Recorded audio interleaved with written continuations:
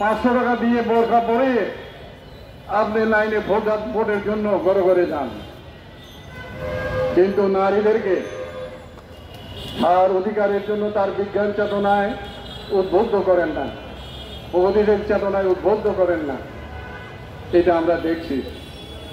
নারীর উপর যে বৈষম্য তো এই যে কোটা বৈষম্য, এই কোটা বিরুদ্ধে আমরা লড়াই করেছি। আমরা 2024-এর গণঅভ্যুত্থানের ছাত্র জনতা আমরা সবাই ছিলাম বামপন্থীরা। আমরা এখানে যারা দাঁড়িয়েছে সেই 2009 সাল থেকে আমরা শেখ হাসিনার স্বৈরাচারী সরকারের বিরুদ্ধে, তার স্বৈর শাসনের বিরুদ্ধে লড়াই করেছি। হঠাৎ করেই কোটা আন্দোলন বিজয় অর্জন করে নাই। শুধু কোটা আন্দোলনে শেখ হাসিনা পড়ে নাই, মানুষের 15 বছরের 16 বছরের সমস্ত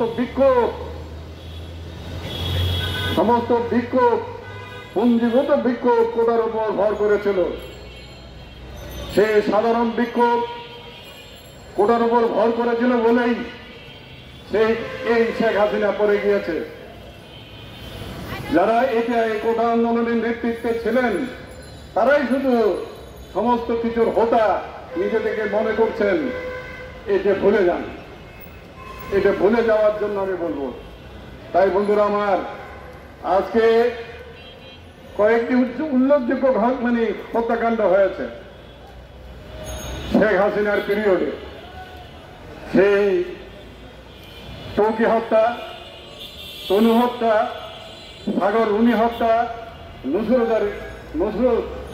নুসরতের হত্যাকাণ্ড আমরা দেখেছি।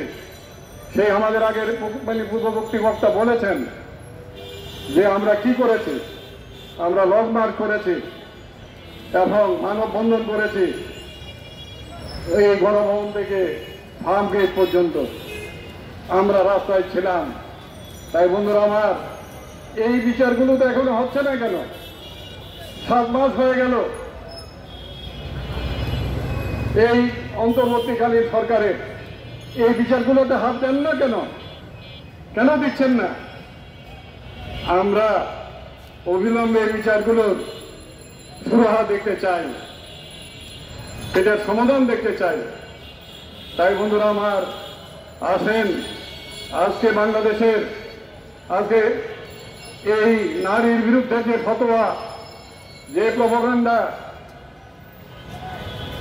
যে বিদ্বেষ ছড়ানো হয়, একদিকে সেটাকে প্রতিরোধ করতে হবে, আর একদিকে যারা নারীর উপর হামলে পড়ে রাস্তাঘাট, বাসে, রাস্তাঘাটে, স্কুল, কলেজ, সর্বত্র সব জায়গায় আমাদেরকে প্রতিরোধ করে তুলতে হবে।